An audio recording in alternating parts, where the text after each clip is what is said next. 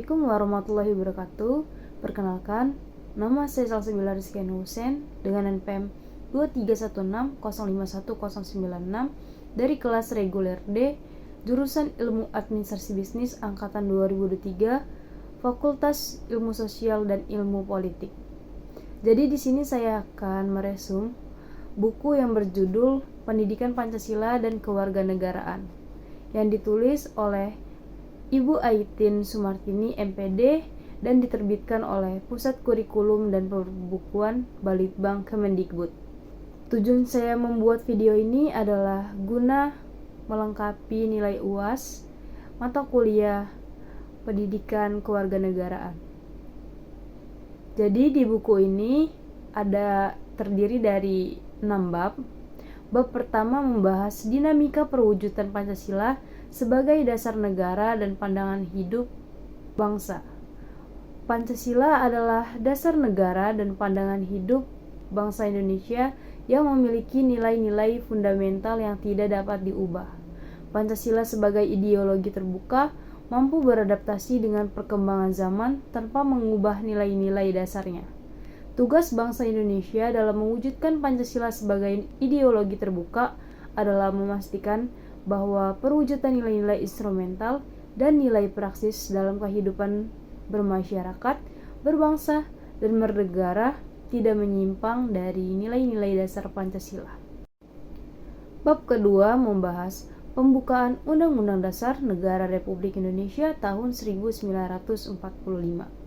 Makna alinea pembukaan Undang-Undang Negara Republik Indonesia tahun 1945. Alinea pertama adalah pernyataan kemerdekaan sebagai hak bagi semua bangsa di dunia.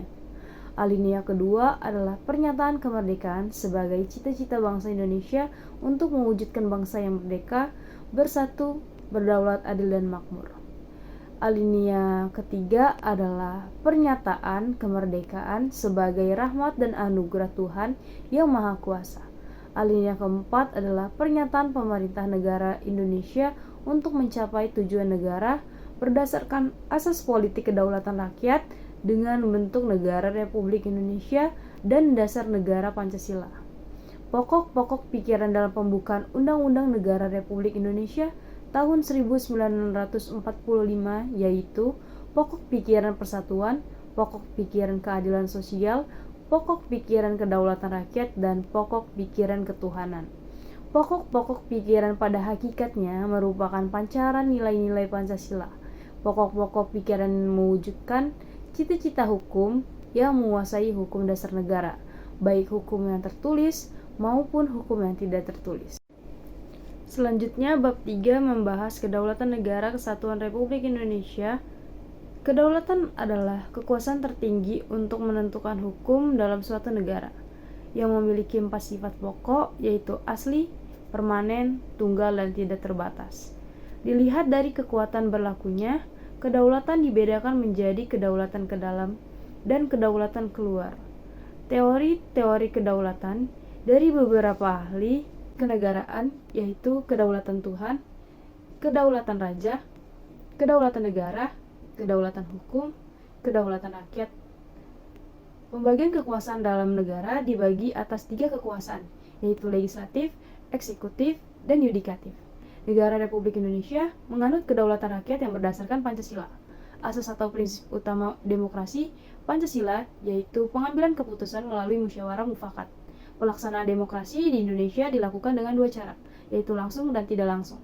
Sistem pemerintahan Indonesia mengalami beberapa perubahan sesuai perubahan politik kenegaraan, yaitu sistem parlementer, sistem semi-parlementer, dan sistem presidensial. Selanjutnya, bab 4 membahas keberagaman masyarakat Indonesia dalam bingkai Bhinneka Tunggal Ika. Bangsa Indonesia memiliki keberagaman masyarakat yang disebabkan oleh suku, budaya, agama, dan keyakinan, ras, dan golongan. Keberagaman dalam masyarakat Indonesia dapat menimbulkan berbagai masalah dalam masyarakat apabila tidak dicegah dan diatasi dengan baik. Masalah yang diakibatkan oleh keberagaman masyarakat antara lain konflik atau pertentangan antar suku, konflik antar agama, konflik antar ras, dan konflik antar golongan. Upaya mencegah dan mengatasi masalah akibat keberagaman masyarakat Indonesia dapat dilakukan secara preventif, represif, maupun kuratif. Beberapa upaya mengatasi konflik antara lain dengan membangun kerjasama, akomodasi, dan asimilasi. Bab 5 membahas harmoni keberagaman masyarakat Indonesia. Masyarakat Indonesia memiliki keanekaragaman sosial budaya yang luas. Permasalahan sosial budaya yang kompleks mencangkup unsur-unsur kebudayaan seperti agama, masyarakat, pengetahuan, bahasa, mata pencaharian, teknologi, dan seni. Faktor penyebabnya meliputi aspek ekonomi, budaya, biologis, dan psikologis. Kondisi ekonomi masyarakat Indonesia diwarnai oleh masalah seperti pertumbuhan ekonomi yang rendah, kemiskinan, pengangguran, kesenjangan pendapatan, inflasi, hutang luar negeri, dan korupsi. Penyelesaian masalah sosial budaya, ekonomi, dan gender memerlukan partisipasi semua pihak, individu, kelompok masyarakat, dan pemerintah. Setiap individu harus meningkatkan kualitas hidup masyarakat, harus bekerjasama, dan pemerintah perlu meningkatkan pelayanan kesejahteraan. Yang terakhir adalah bab 6, membahas bela negara dalam konteks Negara Kesatuan Republik Indonesia. Bela negara adalah sikap dan perilaku warga negara yang dijiwai oleh kecintaan kepada negara Kesatuan Republik Indonesia yang berdasarkan Pancasila dan Undang-Undang Dasar Negara Republik Indonesia tahun 1945 dalam menjamin kelangsungan hidup bangsa dan negara. Bentuk-bentuk upaya bela negara menurut Pasal 9 Ayat 2 UU Nomor 3 Tahun 2002 adalah 1. Pendidikan kewarganegaraan, 2. Pelatihan dasar kemiliteran, 3. Pengabdian sebagai anggota TNI atau Polri, 4. Pengabdian sesuai profesi. Perwujudan bela negara dapat dilakukan dalam berbagai aspek kehidupan, baik aspek ideologi, politik, ekonomi, sosial, budaya, dan pertahanan keamanan. Sekian dari saya. Wassalamualaikum warahmatullahi wabarakatuh.